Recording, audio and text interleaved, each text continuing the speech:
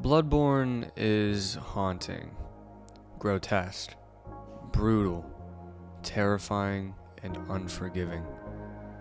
Bloodborne is full of tragedy. Horrible things happen to everyone in Yharnam. No one is safe from the horrors of the old blood. Sickly people seeking treatment for their ailments undergo blood ministration only to be turned into mindless beasts that kill everything in sight.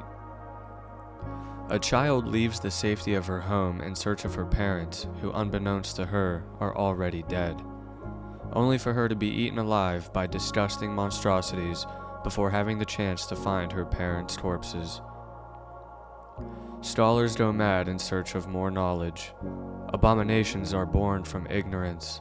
Warnings are ignored in order to gain power, and hunters are forced to slaughter the beasts only to eventually become beasts themselves. There is no hope left in this world, no breath of a second chance, no way to correct the mistakes of the ignorant. By the time we join the hunt, there is nothing left to save. The point of Bloodborne isn't for us to be the hero. The only mercy we can offer the people of Yharnam is death.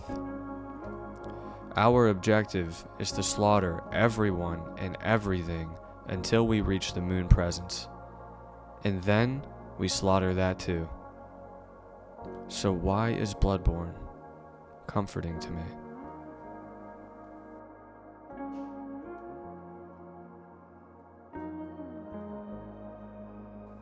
I first experienced Bloodborne shortly after its initial release.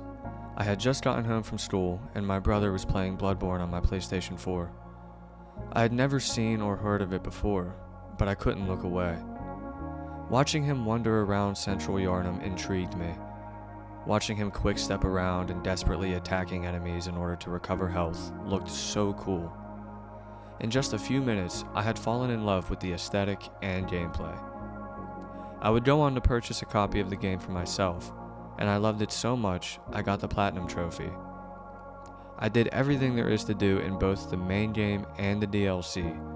When I wasn't playing Bloodborne, I was thinking about playing Bloodborne. Even months after completing the game, I still get this powerful urge to return to Yharnam.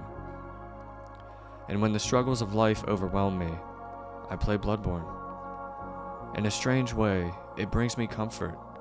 Yes, the world of Yharnam is brutal and unforgiving, but it's a world that I mastered. A world that I know like the back of my hand. A place that lets me vent my frustrations. A world I can escape to when the real world overwhelms me with its unfair and disgusting nature. I'd rather re-experience the hauntingly beautiful world of Yharnam instead of scrolling through this world's disgusting lore. Bloodborne may be brutal and unforgiving at times, but ultimately it is fair. With enough effort, Bloodborne can be bested, the bosses can be slain by your hands, the intricate world can be memorized, crucial NPCs can be spared. This brutal world can become our playground. The real world, however, is not fair. It never pulls its punches. Bad things happen to good people. Hard work doesn't always pay off, and things almost never work out the way we wish them to. The harsh reality of the world makes Bloodborne seem like a walk in the park, but playing it also gives me a little bit of hope. Since I conquered the harsh world of Bloodborne, maybe I can conquer the brutal challenges in my life. This masterpiece has taught me how to analyze every harsh encounter and find an advantage. For example, the blood-starved beast is unrelenting. It will not stop until we are dead. Just this boss's name gives us an advantage if we stop for a moment and think about it. The blood-starved beast. So it's starving for blood. Well, I found these blood cocktails. What happens if I throw them during the boss fight? The blood-starved beast is so hungry it turns its back on us to consume the blood cocktails. Before, we couldn't even find a moment to breathe, let alone think. But now we have an advantage. That's not the only example.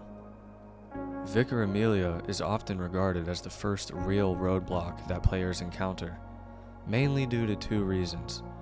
If you haven't been leveling up your character properly, or are simply underleveled, you will die in one hit to most of her attacks. And secondly, halfway through the fight, she has a way of regenerating her health. This might seem impossible. You die in one hit and she regenerates health? How is anyone supposed to beat that? Well, if you take some time, defeat lesser enemies, and level up your vitality, you're more likely to survive the attacks that have been one-shotting you. And if you've been paying attention to item descriptions, you may have noticed that Numbing Mist could be useful during this fight. The description states, throw to create a mist cloud that numbs the hunter's life essence and prevents them from restoring HP.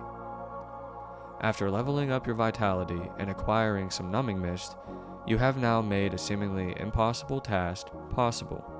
By taking away her ability to one-hit kill you and preventing her from restoring HP, you now have the upper hand in this fight. This game teaches you to use everything you possibly can to give yourself the advantage. Bloodborne makes me feel like my efforts are not in vain. Like anything is possible if I try hard enough. If I look at the challenge from a different perspective, if I continue to give it my best shot and persist, then eventually I'll win. Not only will I win, but I'll continue to win. Every time I revisit Bloodborne either through New Game Plus or a brand new character, I can breeze through the main game. In fact, I have live streamed myself beating the game in about 2 hours on this channel. My initial playthrough took me over 100 hours, but my subsequent playthroughs were much quicker. I am prepared now. I know which enemies are waiting to ambush me. I know where they hide. I know the boss's weaknesses and strengths. I know how to conduct myself in every encounter. I know the quickest route to the shortcuts in almost every area. I even know how to glitch the game and skip the entire first half if I so desire.